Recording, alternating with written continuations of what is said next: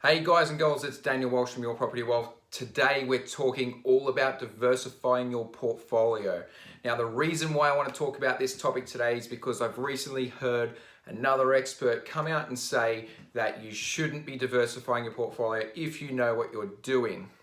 And what I want to do is clear up exactly why you need to diversify your portfolio and that not diversifying your portfolio can be detrimental to your wealth over long term.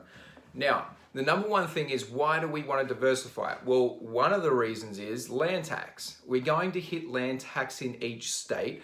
So why don't we just effectively look at each state and their tax hold or their tax threshold and then turn around and go, I can buy X amount in this state and X amount in that state and I can get around land tax for the most part and therefore make sure that my overall expenses are as low as possible. So that's one reason.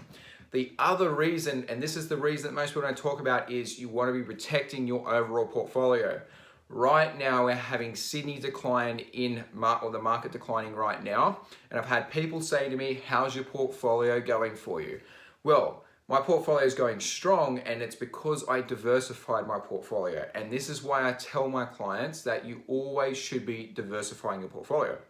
Now, this is one case, one scenario, and this is personally, I have two properties in Sydney and they've both declined by 10%, right? And it sounds bad, but I've actually grown both of those properties by 100%. So they've come back 10%, they're now worth maybe 90%, or they've gone up 90% on what their original value was when I bought them. So I've done pretty well still. Even if they were to drop another 5 or 10%, I would still be pretty happy with the overall result within a 5 to 6 year period.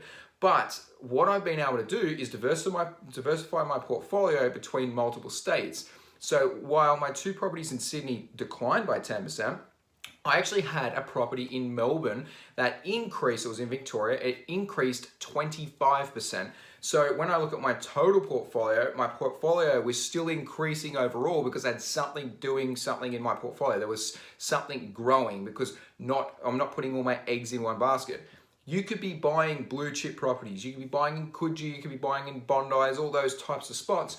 And you're still going to need to diversify it. People say buy a really well located property and you can't go wrong. And that is true, but there's going to be cycles in the market. And right now, if you were to buy in Coogee or Bondi, you're not going to do too well over the short term. So what you could do is you could diversify. You could be buying in the right market at the right time, which that means you're going to get capital growth over that time. So it might be that you're not buying in Sydney now, but you're buying in some parts of Victoria. You might be buying in Brisbane. Putting something in your portfolio that that's not already in there, so that you can minimize your risk and maximize your growth potential, and that you have doing something in your portfolio growing at all times. This is why you need to diversify your portfolio. You need to be looking at diversifying your portfolio to make sure that you maximize your cash flows and your growth potential over time. Anyway, guys, if you like my videos, please like, share, comment, and until next time, guys, have a great day.